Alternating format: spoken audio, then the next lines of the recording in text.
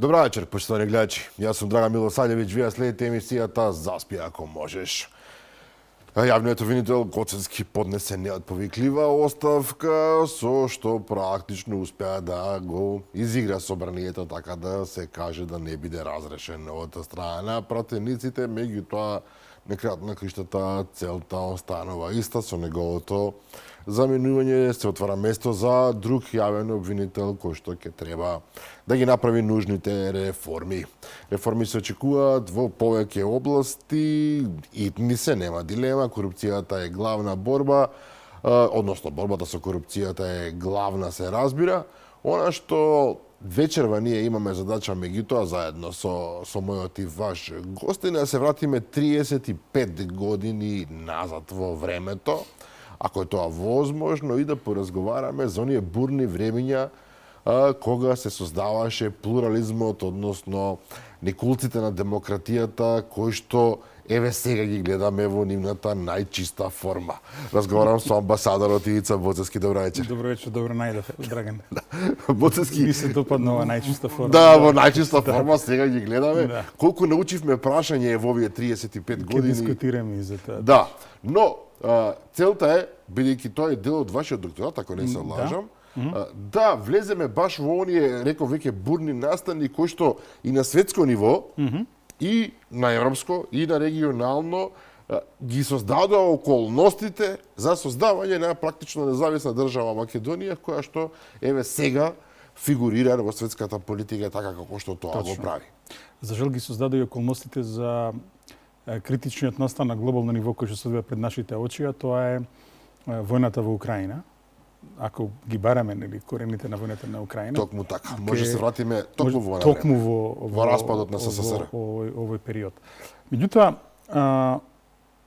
значи најзначајниот човек зошто во Македонија се случи демократизација и зошто Македонија на крајот и доби независност, не е човек од Македонија. Туку? Тука е човек од Советскиот сојуз, Михаил Горбачов. Горбачов. Значи, и ова да го илустрираме зошто така се случуваше. Значи, сигналот дека советските комунисти нема активно да го бранат поредокот, дека ќе овозможат реформи и дека ќе дозволат секоја држава од комунистичкиот блок, вклучително еве ја да речеме и независните комунистички држави како Југославија и Албанија да се движат по свој пат, беше Михаил Горбачов. Дека може да биде поинаку, доказ беа настаните од Тјенанмен од 1989 година, Пекинг, кога да. кинеските комунисти избраат друга насока, односно да го бранат системот, ако треба и со сила. Кога ги прегазија за тие што не знаат студентите кои што протестираа и бараа демократски реформи во Кина. Да. Значи, сигналот дека се пристапува кон реформа беше даден од центарот, од Советскиот сојуз. Претходно, значи да се вратиме назад, тој таму ги води реформите. Значи, првата реформа е економската реформа, наречена перестројка, Да. на македонски престројување, блиски ни се јазиците. Втората е реформата поврзана со слободата на говорот, наречена гласност, исто и кај нас значи гласност. Третата е реформата на политичкиот систем, наречена демократизација, нели? И последната е реформата на надворешната политика, која што тој ја нарече нова политика, а заради умешноста на неговиот портпарол е наречена доктрината на Синатра. Еве да кажеме зошто се вика. Нели, претходно имаме доктрината на Брежнев, нели, дека Советскиот сојуз го задржува правото да интервенира во секоја земја од реал социјализмот доколку се загрозени основите на социјалистичкиот поредок. Горбачов, претходно реков, нели, вели дека секоја земја е слободна да го избира својот пат. И тука Советскиот сојуз нема да се меша. И кога го прашуваат како му пошло тоа од рака, нели, на генералниот секретар, одговорот на неговиот портпарол е вика, па тој тоа го направи на неговиот начин, или he did it his own way, како што е песната од Френк Синатра и станува доктрината на Синатра. Меѓутоа, без ова, без сигнал од центарот, дека поредокот нели нема да се брани активно, невозможна е промена во Источна Германија и во Полска, камоли па во Југославија, да се разбереме. Чисто како едно влетување дека токму вчера Сергеј Лавров, министерот за надворешни работи на Русија, даде изјава дека најголема глупост на СССР била одлуката да ги повлече силите од Источна Германија. Затоа што што прашање поставуваш затоа што сега се навршуваат и 35 години од моментот кога беше основан тој процес и тука е една од причините зашто Македонија се наоѓа се уште во оваа лоша ситуација поврзана со европската интеграција, имено 1990 година, кога овдека се одвиваше демократизацијата и кога веќе почна да се наслутуваат оние ветришта на војната, таа година во меѓународните односи фокусот на клучните светски сили, на Соединените американски држави, на Советскиот сојуз, меѓутоа и на европските сили беше токму обединувањето на Германија. се разбира. Да. Ај на кратко само и тоа да го опфатиме. Значи првично дури проектот на Хелмут Кол не е обединување на Германија. Туку ти како историчар подобро ќе разбереш, значи ако чепнеме во историјата, Германија ретко е обединета, но секогаш има некоја форма на конфедерален сојуз околу Германија. Се разбира, тоа се германски племени. Точно. Значи, проектот на Хелмут Кол првобитно е повторно некоја германска конфедерација. И повторно тоа е кажано затоа што не се знае како ќе реагира Советскиот сојуз, нели на. А кога видов дека овие се повлекуваат најпросто, не. Туку друга е работата. Туку работата е да вели дека наводно според она што сега го има достапно, дека кога трае предизборната кампања во ДДР, во Источна Германија, тоа е март 90-та година, партиите од Западна Германија се вклучуваат во кампањата. Се пак ќе мора да правим паралели кои што не треба да се прават. Во Источна Германија не била еднопартиска држава. Во Источна Германија формално со Источна Германија влада е нешто како што кај нас беше социјалистичкиот сојуз. А во социјалистичкиот сојуз покрај единствената социјалистичка партија се наоѓа и ЦДУ, источно-германското ЦДУ, се наоѓаат источно-германските либерали и многу други партии. Овие партии кога настанува промената решаваат не, ние се отцепуваме од социјалистичкиот сојуз, ќе тераме свој пат. Истануваме, така е, независно. Кол мора да се подпре на нив и на дел од дисидентите кои ги прават овие партии. За време на кампањата тој го увидува сентиментот на граѓаните на Источна Германија за непосредно и итно обединување. И, како човек кој што е дипломиран историчар, го препознава моментот и ја препознава нужноста за итно делување, за да може целата таа работа да се затвори. Но неговиот првобитен проект, кој што го става на маса, е проектот за конфедерација. И сега, изборите му даваат невиден мандат. На тие избори во ДДР да победила некоја друга структура ќе било поинако. Меѓутоа, безмалку 48% зема ЦДУ заедно со сојузниците, меѓу тие сојузници се наоѓа една мала партиичка на дисидентите, наречена Демократски пробив, од каде што ќе произлезе идната канцеларка Ангела Меркел, од Источна Германија, нели? Овој мандат не му овозможува на маса да го стави по разговорите со Горбачов обединувањето на Германија. Прво како монетарна унија, после како политичка унија. Главно пречка за сопнување е статусот на силите на Советскиот сојуз во Источна Германија и НАТО. Јасно. И еве го доаѓаме до денешниот проблем. Значи, од она што сега го знаеме е дека иницијално во разговорите на Горбачов му е нудено и од Хелмут Кол и од Джеймс Бейкер, тогашен државен секретар на Соединетите држави, дека НАТО нема да мрдне ниту еден инч на исток. На што инсистираат русите и ден денес? Да, меѓутоа немаат ништо написмено. Не, точно е. Нема ниту еден, тоа биле само вербални искажувања кои што подоцна како се движи процесот се менуваат. Многу било наивно од русите, ако сме реални. Не било наивно, затоа што ако вие верувате во политика на вербални искажувања на одреден човек, ќе се вратиме на тоа. Знаеш, претходно кога почнува реформата Горбачов е многу популарен. И меѓу другото првите избори било каде во Источна Европа се во Советскиот сојуз 1989 година, кои не се целосно повеќе партиски, меѓутоа тој дозволува и други кандидати. И сега, пази, веќе во 90-та година системот негов е толку различен и веќе неговата непопуларност излегува на виделина. И тој се наоѓа во еден процеп. Од една страна ги имаш реформистите кои што барат уште поголеми реформи, од друга страна ги имаш тврдолинијашите кои што барат враќање на И во таа негова, како да речам, еквилибристика, нели, да одржи прво целината и да може да се движи земјата напред, тој гледа дека има дупка невидена, финансиска, не може платите да даде.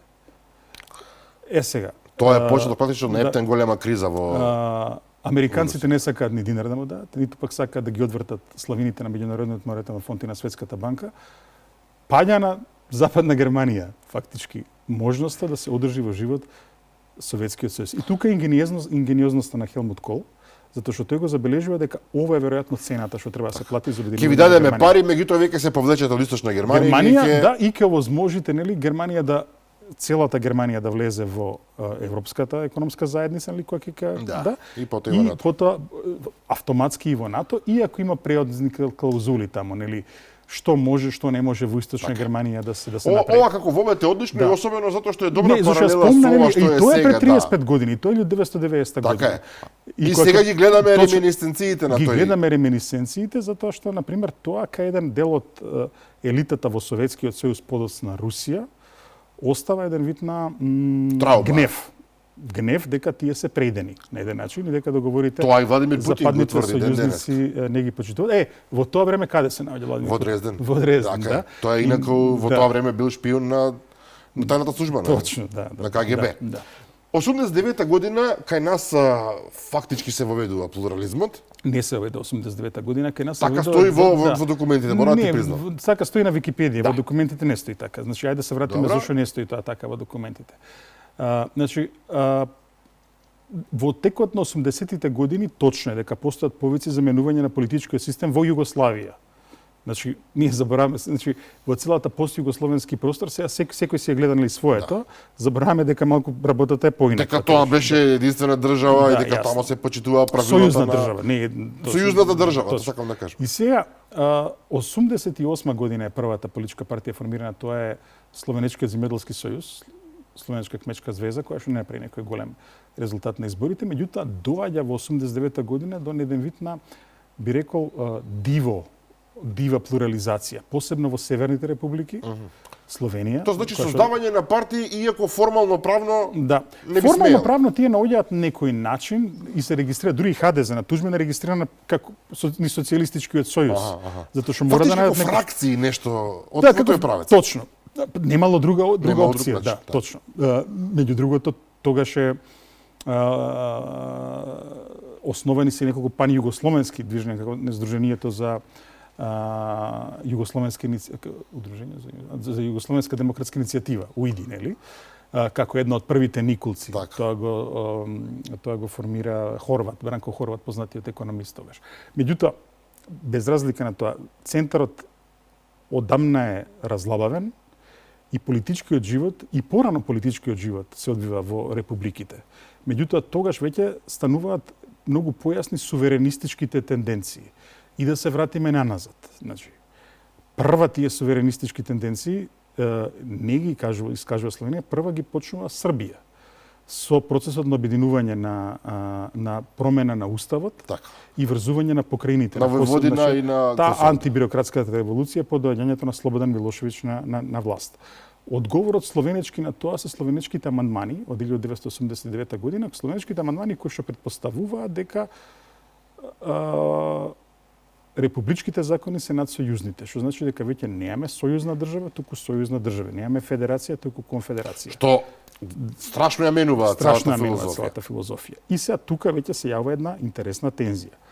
Во Македонија во 89-та година е представена првата иницијатива за политичка партија и тоа кога е Свети Арангел, кога му доаѓа ноември. Добро. МАК беше прва? Не, Лигата за демократија. На Ѓорѓе Маријановиќ покојниот, така. Меѓутоа тогаш е формирана како иницијативен одбор. И во тој иницијативен одбор се многу интересни ликови, понекогаш ќе ги видиме насекаде низ македонскиот политички простор. Меѓутоа политичките партии како што ги зборуваш, веќе во следната година се случува едно сериозно раздвижување, кога се водат и други сили. Неприкосновена политичка сила во тој момент е Сојузот на комунистите на Македонија. Во 89-та година има проблем, затоа што раководството на Сојузот на комунистите на Македонија е разнишено од една цела серија афери, од кои што посебна е Вевчанската афера, нели? Меѓутоа и од фактот дека за Македонија декадата на 80-тите е страшно неуспешна година. Во економски смисол, да. Се случува да не бидат исплатени лични доходи. Значи, југословенската криза која ќе удри економска, најжестоко удира во Македонија. Ова не сум го како податок, меѓутоа се сеќавам на оние штрајкови, на протести по железари, по не знам, по... Прекарот за Македонија во 80-тите во Југославија е банкрот република, затоа што без сојузните дотации Македонија не може да затвори еден буџет, не може плати да раздели. Ова е многу интересна информација. Да. И сега, меѓу другото, тоа раководство се разнишува и заради штрајковите. Штрајкот на железара не е прв. Значи, кај нас нели има митологија дека не е прв. Ниту е прв, ниту е најголем, ниту пак е прв пат да влезат во собрание. Но имаше Но е еден од најжестоките. Особено што железара беше символ некако на таа комунистичка идеја. Сега, види, таа работа можеме да ја расчлениме. Значи, железара одлучува да ги зголеми платите. Градскиот комитет на Сојузот на комунистите праќа допис дека не смеат да ги зголемуваат платите. Тој допис доаѓа во оној период меѓу прва и втора смена која сменува железарци. Се проширува тоа меѓу работниците и работниците одат пред собрание. Едноставно гнев ги фаќа. Ај што влегуваат, што одат во собрание. Влегуваат внатре во собранието. Пред нив се обраќаат и премиерот, тогашен председател на Совет Глигорија Гоговски и така натаму, се смирува ситуацијата. Да. Затоа што им се гледа дека железара има пари да ги исплати личните доходи, меѓутоа потоа пак стига нов допис, сега може работниците од стопанството, меѓутоа ние од овие нестопански дејности железара да им се зголеми платата. Па имаме втор штрајк, кога излегуваат службениците или што работат во службите. Мислам, ова се грешки или некој намерно го правил ова според вас? Не, значи види, во политиката има работи што се прават намерно. Меѓутоа најчесто уште Макијавели вели половина од работите вика се планирани, но половина вика се кај фортуна, нели? Половина се тотално случајни работи. Значи разнишено раководството и во 89 година изборот се сведува меѓу Петар Гошев и Михаил Данев. На Конгресот на Сојузот на комунистите победува Петар Гошев, кој што исто така е една личност која што не е доволно валоризирана во Македонија, затоа што неговата политичка програма во тој момент овозможува пат на Македонија и кон демократизација и кон осамостојување. Петар Гошев? Апсолутно. Не постои лик во Македонија кој што е поодговорен и за двата процеси, и за демократизацијата, и за осамостојувањето. Се разбира, не бил сам околу него. Меѓутоа, фактот дека клучната политичка сила во земјата се движи кон тој пат, се разбира дека е поинаков. Можело лесно Македонија да заврши како Црна Гора, што завршеше и тогаш. Со Момо и со Мило немаше ниту реформи, немаше ниту сецесија, одвојување од Југославија. Добро, но и сега Гошев дефинитивно има својата улога во целата приказна. Тогаш е критична. Тука се појавува и ВМРО ДПМН. ВМРО ДПМН ќе почекаме да речеме некаде до пред крајот на емисијава да се појави. Не. 90-та година, добро. 90-та година во јуни, ама до 90-та година до јуни многу работи ќе се случат кои што ќе ги дефинираат работите како ќе се движат во Македонија и кои што може дури и да го предухитрат создавањето на ВМРО ДПМН, па дури го пресечат во смисол дека интересно. Не, еве ќе кажеме конкретно. Изборите во Македонија треба да се случат во април 90-та година. А се случуваат во ноември? Зошто? Еве не знам. Затоа што Марјановиќ во тој момент, еве најизвикан лик од тие што се појавуваат, вели дека ние не сме подготвени за избори и ние размислуваме за бојкот. Петар Гошев вели во ред, тогаш ќе ги одложиме за 6 месеци изборите. Просто неверојатно дека таков демократски капацитет има. Апсолутно, тоа го зборуваме. Може да рече едноставно ми е гајде, дали сте вие предходно неподготвени, ние ќе правиме избори, да. Во декември 89 година Милошевиќ прави избори без партии. Значи едноставно правиме избори, да, тоа. Прави избори без партии, да. Сега, не само тоа, туку во април изборите во Словенија и во Хрватска се по стариот модел. 3 собори, Социјалистичка република Словенија, Социјалистичка република Хрватска и така натаму.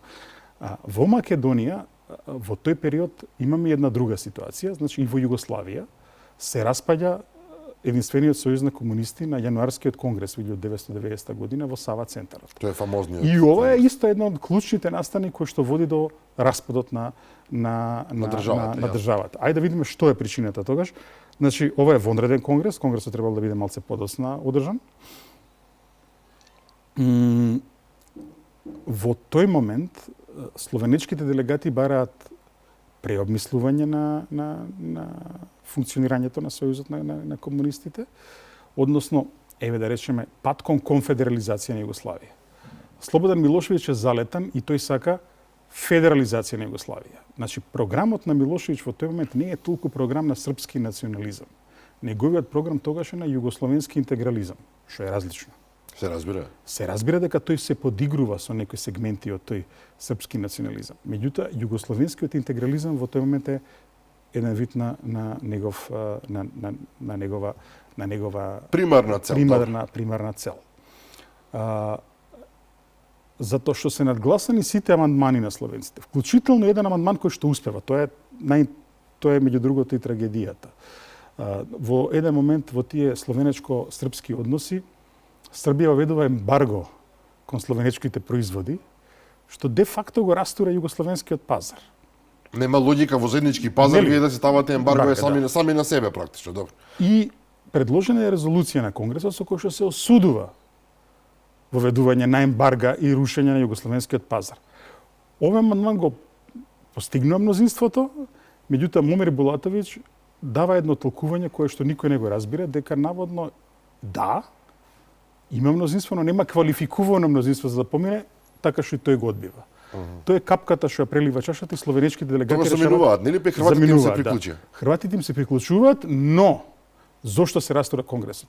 Милошевиќ бара веднаш да се усвои нов кворум и да продолжи со работа Конгресот, но македонските делегати решаваат да заминат и тие. Одлуката носи повторно Петар Гошев. Веднаш потоа и делегатите од Босна и Херцеговина решаваат да заминат и се растура Конгресот.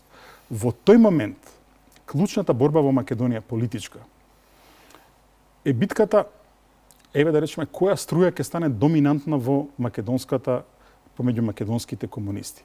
Дали оваа реформска сила околу Петар Гошев, велите, добро? Или пак се јавува на другата страна председателот на Централниот комитет на Сојузот на комунистите на Југославија, македонски кадар исто така, Милан Панчевски. Добро. Милан Панчевски во тој момент е на линијата на Слободан Милошевиќ. Значи, добро, тој бара продолжување интегрализам и така натаму. И тој наоѓа известна поддршка во неколку општински организации, Кумановската, Кичевската, па и низ Македонија се јавуваат сериозни гласови. Значи, првата половина, еве да речеме првата четвртина и првата половина од годината поминува Македонија во овој судир. Истовремено во Белград се одвива обид за продолжување на Конгресот. Во овие обиди најчесто не доаѓаат словенците и хрватите. Нашите доаѓаат, меѓутоа ставот, овој пат Македонија е таа која што е Словенија, условно кажано. Односно, македонските комунисти се оние кои што велат непринципијално е да се продолжи со Конгресот. Ако ги немаме сите, те разбира. И бараат, нормално држат до својот став. Затоа имаат една сериозна поддршка. Не е било лесно. Сега излегува записниците, излегува неколку книги околу тоа. Значи, директно напади имаме кон нив, не само од србите, дури од србите малце помалку, туку од една од најмоćните организации во Сојузот на комунистите на Југославија, тоа е армиската. Армијата во тој момент, затоа што пази, Југословенската народна армија од секојаш била партиска војска. Во смисол дека една од реформите што требаше, ако Југославија преживееше да ги направи, е да професионализира армијата и да направи од партиска војска во државна војска. Сојузот на комунистите на Југославија има своја војска. Тоа е гена. Добро, не, факт е. Во пракса, меѓутоа бидејќи сите сепак е тоа народна војска затоа што сите одеа во таа армија. Не, тоа нема збор. И тоа што не се чувствувал како комунист. Нема збор за тоа, меѓутоа идеолошката црта на таа армија не е дека треба да брани државата, него и партијата и државата. Значи тоа има една сериозна разлика. Тук има еден момент, морам да кажам, Велико Кадиевиќ, ако не се лажам, генерал полковникот Велико Кадиевиќ оди во Москва во тоа. Тоа после 91 е тоа, не сме таму. 91. Така е нешто. Не, 91. Ама го знаеш забрза се. Бара поддршка. Забрза. Ајде ќе се вратиме на тоа, меѓутоа сепак мораме да побрзаме, не можеме премногу да го чекаме. Не, сега доаѓаме и сега пази. Во април се случува годишна конференција на Сојузот на комунистите на Македонија, кај што тие носат 4 одлуки, што се многу значени за македонската историја. Првата одлука е дека го менуваат името на партијата. Од Сојуз на комунисти на Македонија стануваат Сојуз на комунисти на Македонија, партија за демократска преобразба. Ова не е семантика. СКМПДП, да. Зошто не е семантика? Затоа што уставот од тогаш и на Југославија и на Македонија ја дефинира државата како држава каде што водечка сила е Сојузот на комунистите. Една партија има, нема повеќе плурализам во Југославија и во Македонија. Промената на името асоцира дека тие се една од партиите, веќе не се партијата. Токму така. Значи плурализам, нели? Втората одлука е одлуката дека се оди кон демократија, се оди кон повеќе партиски, кон пазарно стопанство. Нормално велат дека не може да продолжи Конгресот ако не се почитуваат тие принципи и на крајот ги повикуваат сите настанати сили и сили во настанување да им се придружат. А што се случува на политичката сцена? Ова што ме прашати. МААК е првата партија која што има национална црта која што се формира. Тоа е февруари 1990 година во салонот на МНТ. МААК е собира националната интелигенција горе-долу. И неспорно. Да, и она што се гледа како модел, тие сакаат да го употребат моделот на ХДЗ од Хрватска.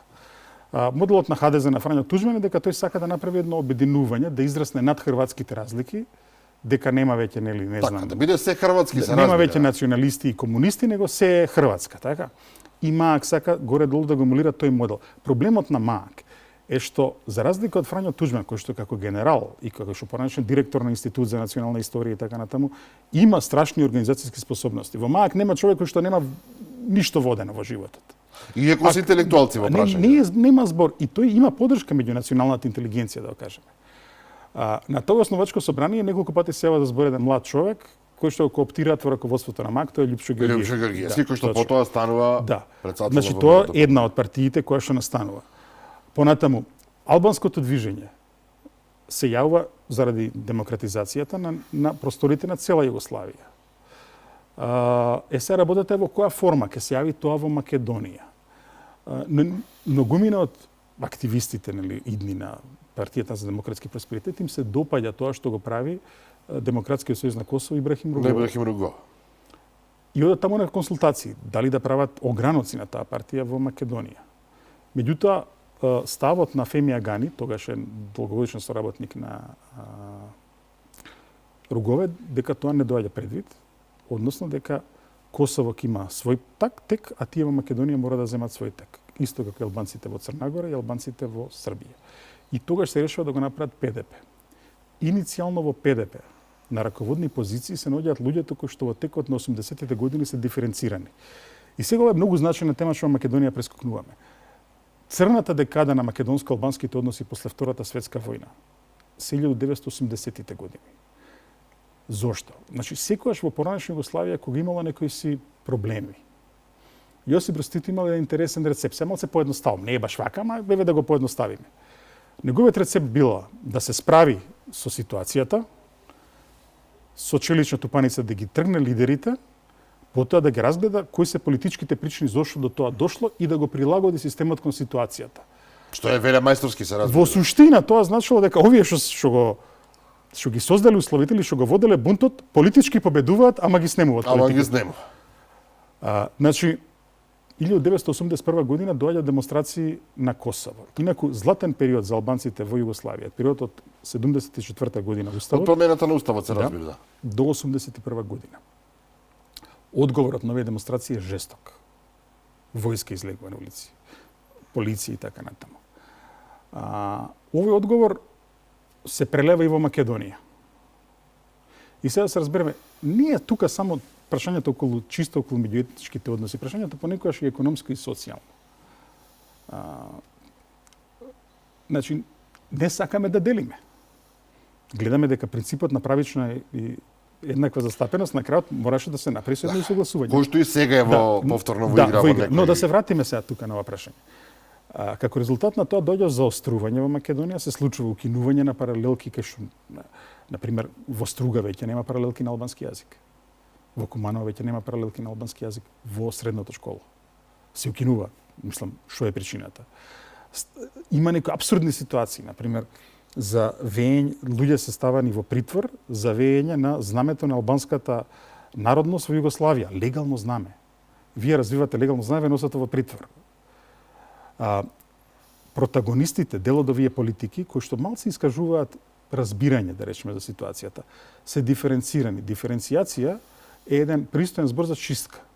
Значи, луѓето не само што губеле позиција во партијата, туку дел од нив губеле и работа. Еден од нив ќе биде идниот лидер на ПДП, Абдураман Алити, кој што е во општината значаен човек, губи работа човекот. Значи, во почетокот овие диференцираните го фаќаат раководство на ПДП, затоа што стравот е дека системот во еден момент ќе ги забрани и повторно ќе се најдеме во лоша ситуација. Кога се гледа дека системот не реагира, тогаш се случува еден вид на хомогенизација и тогаш албанското движење добива на сила, меѓу другото и со кооптација на луѓето што се наоѓаат во номенклатурата. Например, еве, бившиот правобранител Насер Зибери доаѓа од Сојузот на комунистите, преоѓа во ПДП, не единствен, многумина. Повеќето се, да се разбереме, во еднопартиска држава вие немате друга, во еднопартиска држава, посебно па во Македонија, каде што немало некој развиено алтернативно општество, дисиденти и така натаму. И сега да се вратиме на ситуацијата. Значи, ПДП се јавува, веќе го имаме МАК и доаѓа една нова партија, значи, на првите избори најсериозен резултат освојува само една пројугословенска сила, тоа е Сојузот на реформските сили на Југославија за Македонија. Стојан Андов. Стојан Андов е, прво има еден друг одбор, тука се наоѓаат Панде Лазаревски, Бујото и така натаму, кои што сакаат да го формираат тој одбор на Сојузот на реформските сили, меѓутоа Анте Марковиќ го наметнува Стојан Андов. Кој што претходно беше амбасадор во Југославија, во Ирак, да. И јас мислам дека може би тој немаше да изигра така, да не беше во Ирак, затоа што тој ги пропушта овие настанови формативни. Друго е кога вие сте надвор од некаде и не ги пратите во живо. Особено во жижата тамо каде што е Садам Хусеин, каде што има светски параметри, да. Значи Сојузот на реформски сили, пази, во тој момент има еден момент во текот на 1989 година, па и почетокот на 90-та година, кога Анте Марковиќ е најпопуларен политичар во цела Југославија. Апсолутно. Заради реформите што ги прави економски. И затоа што, пази, никогаш не биле исплатени повисоки плати во историјата на таа земја до 89-та и 90-та година. Тој е неверојатен парадокс. Да. Во времето кога се распаѓа државата, вие имате најдобар економски параметар. И после расцепот на Анте Марковиќ е единствениот политичар кој што, значи, после сломот на Конгресот, 14-тиот Конгрес на Сојузот на комунистите на Југославија, сите мислат готово е со државата. На другото вели не е готово. Како се распаднала партијата, не се распаднала државата. И најавува дека тој ќе формира една нова политичка сила. Види, во тој момент зад него, непреќутно него, за жал само декларативно, со изјави застануваат и американците, и германците, и Европската унија за неговиот реформски програм. Тоа е оној момент кога Европа практично и понудува на Југославија. Тоа е подоцна, не, тоа е подоцна. Да стане... Ова е претходно. Меѓутоа, тоа се тие најави, тоа се најавите кои што на крај ќе доведе до тоа. Сега, значи ова е отприлике ситуацијата, збориме во април. И сега тука работите добиваат филмска брзина. На седницата на иницијативниот одбор на МААК, која што се одвија на 9 мај, доаѓа до расцеп. Еден дел од МААК се отцепува. И формира своја партија. Која што го добива, нели, името, тука си имали емисии на сведоци и така натаму. Драган Богдановски е диаспорат и го прават ВМРО ДПМН. ВМРО ДПМН, за разлика од МААК, има една енергија која што ќе фати во тој момент. Во општеството. Во тој момент ВМРО ДПМН себе си се устројува на една македонска суверенистичка позиција, да се разбереме во тој момент, не бараат тие независна Македонија. Тие бараат конфедерација. Меѓутоа се не спомнуваат независност. Не спомнуваат отцепување, ништо, нема такви работи. Значи тоа после ќе дое. Сега, значи не може од аспект на сегашноста да го гледаме минатото. Се разбира. Значи тогаш и кога се зборува со сведоците, многу е јасно што се зборува. Ова се случува во Македонија во тој момент. Не секој е задоволен со оваа ситуација. Имате вие соопштенија на една моќна организација во тој момент, тоа е Сојузот на борците. Добро. Кој што велат бараат да се забрани и ВМРО ДПМН и ПДП. Како тоа вие сега ќе правите? Да. Тоа е моќна организација во тој момент. Меѓутоа, еве, обстојуваат на факт. Истовремено, со уставните амандмани тогаш кои што се направени, овозможено е, нели, да има повеќе партии, да се регистрираат и така натаму. И тука некаде работиве се одвиваат. Какво е расположението на Македонија во однос на федерацијата? Сите испитувања на јавното мислење се конзистентни во текот на 1990 година. Поддршката за тоа дека Југославија треба да е федеративна никогаш не паѓа под 80%. Само околу 9%, 10% максимално зборуваат за конфедерација. Да. Помалку од 5% од населението зборува за независност. 90-та година. 90-та година, во текот на целата 90-та година. Ова е неверојатна информација, затоа што денеска има разни митови. Не, митови и легенди се тоа. Дека, не знам, уште 80-та година... Нема тоа. Значи во 90-та година вие велите дека најголем дел, огромен дел населението е за Федеративна Но Југославија. разнишана е, пак да се разбереме. Југославија е сериозно разнишена, заради овие меѓународни околности што ги зборувавме, Со кој што почнавме да, практично. ситуацијата е малце поразлична. Значи во 90-тите години, види, тогаш да речеме веќе имаш барања за независност на Балтикот. Првичниот одговор и на Америка и на Европа е не може. Зборуваме за Естонија, Литванија. Да. Тука само сакав една работа, ти кажам, знаеш дека нели еве уште еден од митовите кој што тука кај тебе во емисија 200 пати сум го слушнала, како естонците нели ги елиминирале сите политичари од комунизмот, па заради тоа нели така им иде. Ај сега една работа. Не е така, да. Кој е сега моментов висок представник за надворешна и безбедносна политика на Европската унија? Каја Калас. Каја Калас. Премиерка беше на Естонија. Така. Да. Татко и шо беше? Премиер беше на Естонија. После премиер на Естонија што беше? Беше еврокомесар. Но Каја Калас се вади дека дека е од некаква дисидентска. Кога се избори 1989 година, Сим Калас е избран за депутат во Врховниот совет на Советскиот сојуз. Го победил од Популарниот фронт политичарот. Популарниот фронт веќе има барања за независност. Тој од која партија е представник во 89 година во Врховниот совет? Од која може да биде? Од Комунистичката партија на Нема Советскиот друга, да. сојуз. Значи, еве ги Континуитетот е јасен, добро. Континуитетот и таму е ист како кај нас. Значи тука да немаме никакви разлики. Пази. Но како сепак да побрзаме Чекај, не, тоа. ајде да се вратиме се. Еве ги ставивме. Значи 90-та година 90 велите дека расположението во Македонија е да остане Југославија федеративна држава да. со еден помал процент. Не само кој што кај се нас, конфедери- види. Дури еве во Словенија расположението не е толку за опстанок на федерална Југославија, но за опстанок на Југославија пак се Секако. луди бројки на 70-80% зборуваат луѓето. Добро, некој ќе На рече дека Косово овие тоа го биле зборуват. местени, дека овие биле не знам. Кој? Не, реални се.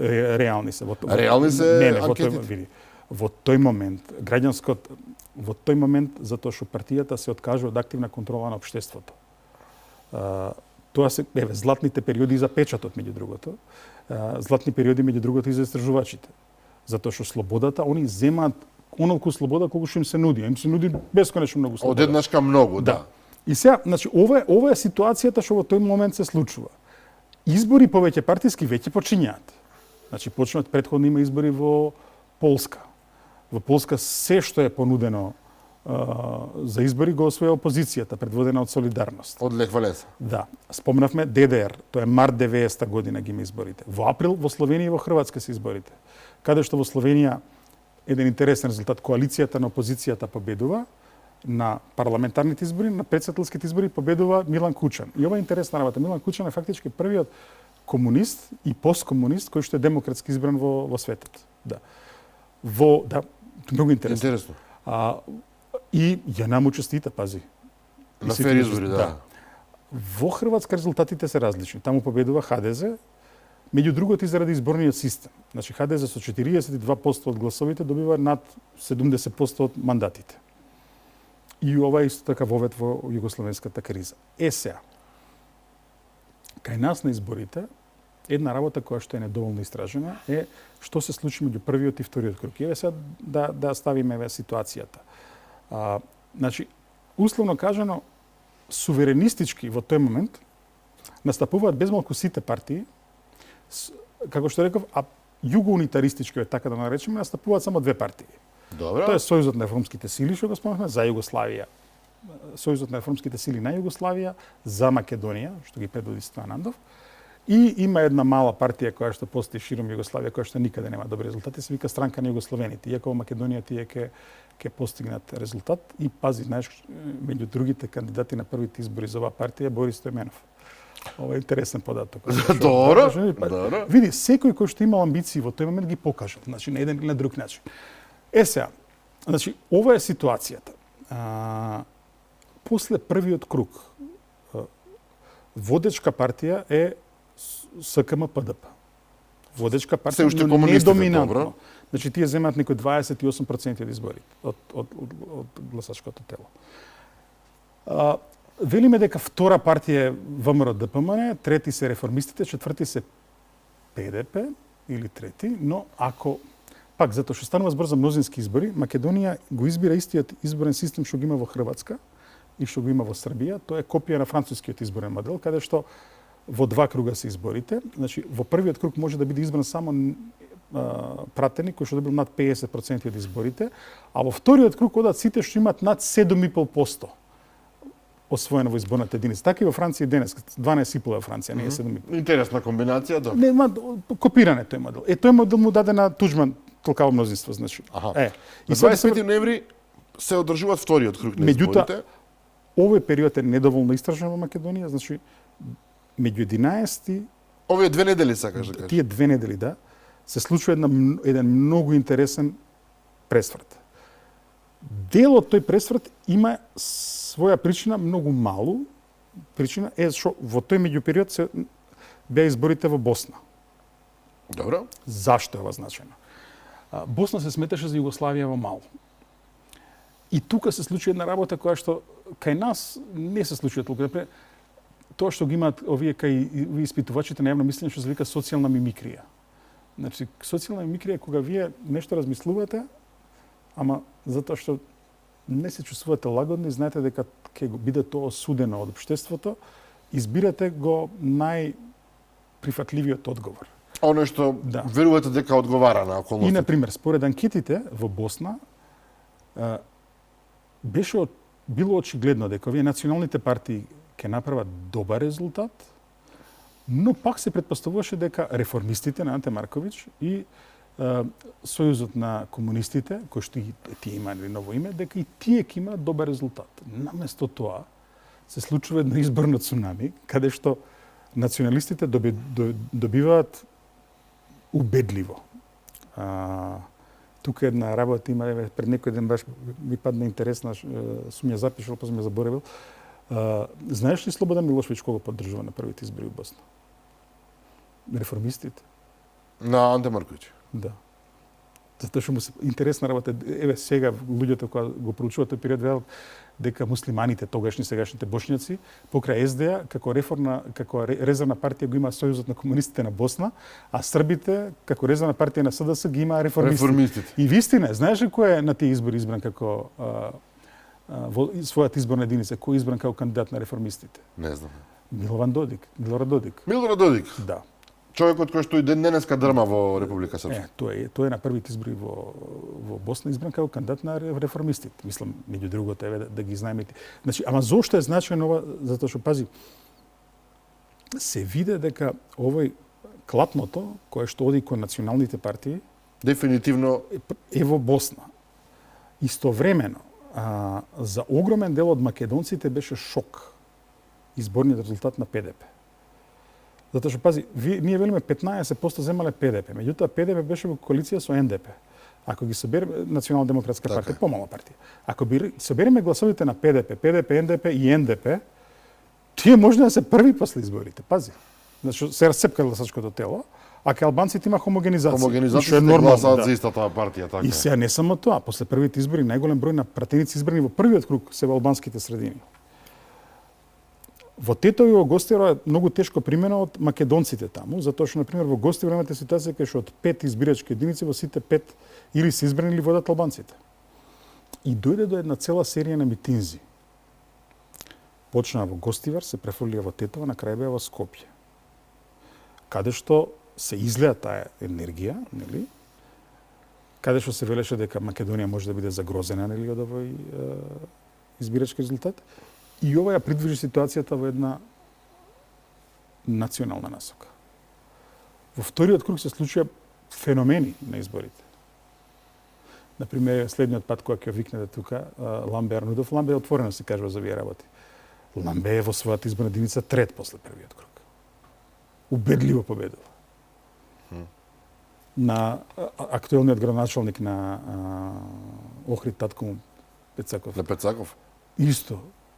Меѓу подолните победува убедливо во вториот круг. Значи, се случува еден драматичен пресврт. Пресвртот е посебно драматичен во Скопје, на локалните избори. Ви имате ситуација во Карпош, каде што на изборите за тогаш беа одборници на град Скопје, СКМП-ДП не успева ни еден одборник да протне во градот Скопје. Не на општинско ниво. туку победи ВМРО, ДПМН, ПДП и Сојузот на реформски сили. Без никако ни еден од комунистите. Ништо. Да. Интересна информација. И не само тоа, него еве на пример имате ситуација Ѓорѓи Спасов води после првиот круг, губи од ВМРО ДПМН. Илинка Митрева после првиот круг води, губи од Митко Врапчето. Од легендарниот Митко Анастасовски, да. Сакам да кажам, еве што се случи, не само тоа, пази па и Бранко Црвенковски губи во првиот круг. Од Иван Петревски Џок, кој што е кандидат на Сојузот на реформските сили. Во таа изборна единица и Блаже Ристовски, например, од МАК. Тоа е многу интересно. Да, академикот, да. Инаку, на овие избори, сега читам, рекордни 84,8% од граѓаните гласале. Не само тоа, види, Излезноста била фантастична. Да, не само тоа, не се знаеше, беше интересно. Секаде излезноста висока. Во вториот круг душе било 76,8%, меѓутоа неверојатно. Меѓутоа пази и се дури имаше ситуации, избирачките списоци тогаш сега се совршени споредено со тоа што беа. Тогаш на пример имавме ситуација кај што излегуваше и се смееше. Тој како се викаше Најдовски, кој што беше председател на изборната комисија, вели во тоа избирачко место гласале 150% бирачи. Ама не, види, знаеш зашто? 150%. Знаеш зашто? Затоа што претходните избори и во комунизмот имаше избори за делегати, нели? И на претходните избори имала еден избирачки список, така. Во меѓувреме, на тој избирачко место се вселиле 5 нови згради. 5 нови згради ви имате 200% зголемување на населението, така. Не ги уредил тие работи, никој не тогаш можеше нели да го допишат, ако прикаже лична карта нели овој избирачот. Иначе имавме еве, значи се случи таа ситуација и тоа произведе поделен парламент каде што најголем број на пратеници беа од ВМРО, ДПМН, следеше Социјалдемократскиот сојуз, ПДП, Сојузот на реформските сили и така натаму. Некои партии беа целосно збришени. Например? МАК. МАК да. Обстана како партија, но само номинално. Над 5% зема во првиот круг. Но беа збришени. Тоа е моделот. Види, пропорционални да били изборите, ќе беше поинаков резултатот. И ќе беа поинакви после тоа што се случуваше. Меѓутоа, за Македонија е клучно и критично тоа што ова беше фактички прво изјаснување повеќе партиско.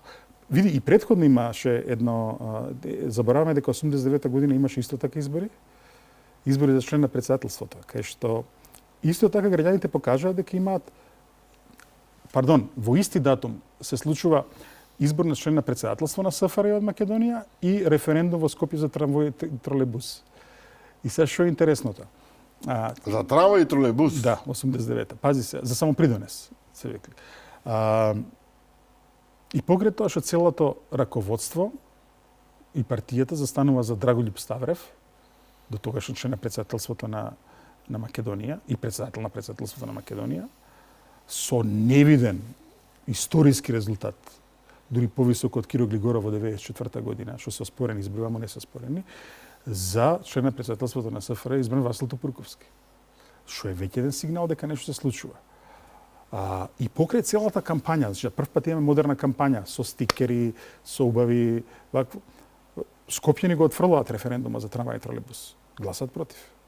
Јас со информација не сте не ги знам. 89-та година граѓаните на Скопје со огромно мнозинство. Трамвај и тролејбус. Чисто да знаете, почитувани пријатели, сега кога барате во Скопје нешто. Текне се. Сеќаваш дека имаше една налепница на едни старите автобуси, црвено трамвајче, не, сино трамвајче со како машко направено или со црвено тролејбусче како женско и демек во љубов се нешто на друго. Тоа беше дел од низмагла можеби, да, меѓутоа оваа информација еве навистина ме потсети, неверојатно е дека ние тогаш сме одбиле таква идеја. Значи што покажа ова? Што покажа ова? Ова покажа дека граѓаните го прифатија плурализмот. И ако сме реални, тргна на национална карта веќе во вториот круг. Националната карта, значи првиот круг, пази се, националната карта. Национална карта и Сојузот на комунистите на Македонија, ПДП со Гошев. Они се суверенисти. Не. Сепак се комунистите. И они се суверенисти. Затоа што и они тераат суверенистички, се отклонуваат од Белград, пак да ти кажам. Меѓутоа, многу појасна беше пораката во тој момент и за жал, исто така, оваа меѓуетничкава црта во Македонија дојде до израз тогаш. Зборуваме за односите меѓу македонците и албанците, да. И тоа играше улога во изборниот резултат. Значи, на тие митинзи, кај што се излеваше таа енергија, нели? Излезе Лјупчо Георгиевски отворено зборуваше. Значи, он го фати тој сентимент. Тоа подоцна му невозможи да формира влада. И покрај тоа што ПДП ќе седне со него и ќе му нуди нели значи тој не може затоа што знаеш ќе ја фати таа кога ќе јавнеш тигарот, потоа нема враќање. Да, но факт е дека не беше можно да се создаде влада, да се формира мнозинство и заради тоа беше измислена експертска влада. Тоа е проблемот. Значи види, проблемот е што веднаш потоа доаѓа до една цела серија на договори. И тука и тие договори се добри од една страна, но и лоши заради еден аспект. Добри се затоа што се признава дека народов гласал и се мораме тоа да го валоризираме. Да го почитуваме. На маса седнуваат кои? Петар Гошев, Стојан Андов и Лјупчо Георгиевски. Јасно, што и е не се добро, договарат. ма што е лошо? Па ПДП не го викаат. Да, тогаш се изиграни практично ПДП. Па не ги исклучуваат, не сакаат да ги викнат. Договорот е ваков, како да ги поделат функциите. И договорот бил дека најголемата партија ќе даде претседателот на Републиката, тогаш претседателот на Републиката се бираше во собранието. Втората партија ќе даде премиерот, третата партија ќе го даде претседателот на собранието. И договорот отприлике е ваков, дека договорено е за претседател предложен е од ВМРО ДПМН и прифатен од другите архиепископот Михаел. Тогаш уште не беше архиепископ, мисля че дека, или може би беше веќе, не сум сигурен. Петар Гошев да биде премиер, а Стојан Андов да биде претседател на собранието. Да. Добро, на Стојан Андов му се посреќи, тој наистина беше претседател на собранието, но што е проблемот? Другото, тука е фактички почетокот на, ако можеме да го кажеме, дедемократизација. Затоа што се изигнорира избирачката волја. За председател беше избран Киро Глигоров. Меѓу другото, тука е ради внатрешната динамика во СКМ-ПДП тогашен, затоа што веќе заради де-факто лошиот резултат на изборите, политичката звезда тоне на Петар Гошев, веќе се подготвува негова смена и востоличување на Бранко Црвенковски, на нов лидер. И Киро Глигоров, тука номенклатурата околу него се консолидира повторно и го истура како кандидат за председател. Додека пази на ВМРО им одбиваат и 4 кандидати за премиер, подоцна и тоа го нудат, знаеш, онака. И Киро Глигоров ја бира владата. Значи, и тоа е еден мит. Мит е дека првата влада имала некаква врска со ВМРО ДПМН. Никаква врска немала првата влада со ВМРО ДПМН. Туку Киро Глигоров практично сите членови на првата влада се личен избор на Киро Глигоров. Иако Никола Клюсев важеше да се разбира за... Не. Никола Клюсев влегува во ВМРО ДПМН 97 година. Никола Клюсев правеше 94 година Македонска национална конвенција. Он сакаше да прави посебна национална партија едно време. Па потоа отиде во ВМРО ДПМН, која ВМРО ДПМН тоа е една посебна епизода и затоа мора да се признае дека Лјупчо Георгиевски после изборниот резултат во 94 година заклучи дека со таа платформа ВМРО ДПМН не може да напредува и направи една трансформација на таа партија која што подразбира ширење и вклучување на многу личности, меѓу тогаш влегува Никола Клюсев. Меѓутоа, пази, ниту Глигоров, ниту членовите на првата влада немаат изворен демократски легитимитет. Не само тоа, дел од нив изгубија на изборите. Практично се измамени во тој случај гласачите кои што... Тоа е проблемот. Да. Мислам дека, знаеш, тоа иако само бидејќи што се сме на крајот на емисијата, за жал помина времето, Гоше вели дека тие беа нерегуларните избори воопшто во Македонија. И јас мислам, тотално согласен со него. Иако огромна излезност, иако... Па види, затоа што партијата се откажа од мајмунлаци, така да кажеме, владеачката партија. А другите уште не беа подготвени да создаваат смутови. Па точно, имаше неискусни беа, романтизам околу целата таа работа, да. Излегува дека можеби во право Петар Гошев, кој да знае потоа еве да го скратиме овој момент, жал мораме да завршиме емисијата. Добиваме експертска влада која што потоа ќе носи државата во независност. Не би тоа е проблемот, сме ти кажем, значи за жал таа генерација на политичари веќе беше во политичка пензија. Киро Глигоров политичка пензија преку 10 години во Белград и тоа. Па тој имаше 70 неколку години тогаш, да. Да, ми за жал. 17, значи 74 години. За жал, луѓето кои што се тогаш во полна политичка сила. Гошев го споменавме, Ханџиски, кажи го де Стојан Андов. Добро, Стојан Андов беше претседател на собранието, меѓутоа неговата енергија беше поупотреблива као премиер или као такво нешто. Исти во ВМРО ДПМН. Значи во ВМРО ДПМН во почетокот повторно заради тоа што важеа за опасна партија, не им приоѓаат голем дел од луѓето кои што подоцна ќе влезат во тие структури. Меѓутоа пак Се што се плашеле од нив. значи се рипне една цела политичка генерација која што ги создаде условите да дојде во Македонија до плурализација и подоцна да дојде до независност.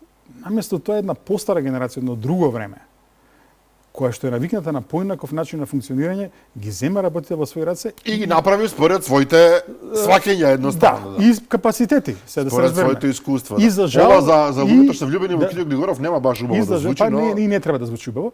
И за жал, види, тој има своја историска улога, непобитна. неспорно, неспорно. Добро? Многу позитивни аспекти, но и негативни аспекти. Демократијата не е кај него позитивен аспект. Меѓуетничките односи уште помалку. Едноставно Затоа што не го таа разбирал. генерација на Да, политички, веројатно, таа генерација на политички лидери не разбра дека кога албанскиот глас во државата ви се легитимира со над 20%, Мора да го дека почитувате вие мора тоа. тоа да го почитувате на еден И ова е друг начин. интересно затоа што кога тогаш тие лекции, тие историски моменти круцијални, кога правилно би се сватиле од тогашните играчи и кога навистина добро би се поставиле, веројатно немаше да има потреба после наредните 10, 20, 30 години да поменуваме ни сито и решето. Не, па ти си историчар, Учејќи знаеш го дека сето нема тоа. што би било, која би било. Така Меѓутоа, е, да. да се разбереме, во тој момент, меѓу другото и проблемите кои што ни идоа после околу меѓународното признавање, се меѓу другото тебе опишувавме, значи цела 90-та година светот се занимава со обединување на Германија. Значи Југославија од земја која што се наоѓа на границата на студената војна и значајна земја. Да не речем Југославија, ако не е на сцената, тука некаде. Тука некаде Не, се лево разбира, десно од да. сцената. Одеднашка станува периферија Ирелевантна, комплетна. да. Македонија е па во тој момент периферија на На периферијата. периферијата, така е. Значи, од аспект меѓународен, не се ни фуснота македонските избори. Дури од југословенски аспект, македонските избори не се ни фуснота. Затоа што веќе во декември, нели, ги набројавме како да, веќе во декември избори ќе има во Црна Гора и во Србија. Во Србија. Србија исто ради истиот изборен систем, Милошевиќ со 40% од гласови ќе добие 180 до 250 пратеници. Апсолутно. И во мнозинство Црна тоа. Гора ќе победат, дури тие па него имаат името сменето. Сојуз на комунисти на Црна Гора се Момо и Мило у тој момент. Затоа Мило што Џукановиќ потоа направи кариера на тотално па и еден Булатовиќ направи кариера, не само да. Не, но Булатовиќ остана Да. кохерентен, за разлика од Мило, кој што се смени радикално за 180 степени. Во секој случај, овде мора да завршиме емисијата. Ица Пуцински, благодарам за овие... Не се докажавме, Да, ама добро. историски првци, само да кажам, повторно можност. Иве и да начнавме некои работи, некои работи останаа да висат. Така и Тука треба, сме да може ги би. расчистиме, Да, меѓу ќе ги другото, но расчистуваме. еве ти спомнав кои луѓе можеш се уште се живи и здрави да ги викнеш. Ако ништо друго, убаво е да се разбере за овој период и од аспект на албанското движење, и од аспект на СКМ ПДП, и од аспект на ВМРО ДПМН, па и од аспект на реформистите, луѓе што беа, пази, они беа во коалиција со една партија која се викаше Младинска демократска прогресивна странка. Таа партија произведе многу значајни ликови во државата. Ке зборуваме за тоа. Ќе зборуваме, ти благодарам уште еднашка за ова гостување и за идеите што ги понуди. Верувам, почитувани гледачи, дека наистина уживавте во оваа емисија во која што наистина понудивме понуди гости на Иvica Буцански, наистина необични и уникатни информации. Верувам за повеќето од вас. Утре во 15 часот се разбира репризата издание на оваа емисија. Јас ви закажувам нова седба со мене и со нови гости утре вечер во 22:30. До тогаш пријатно.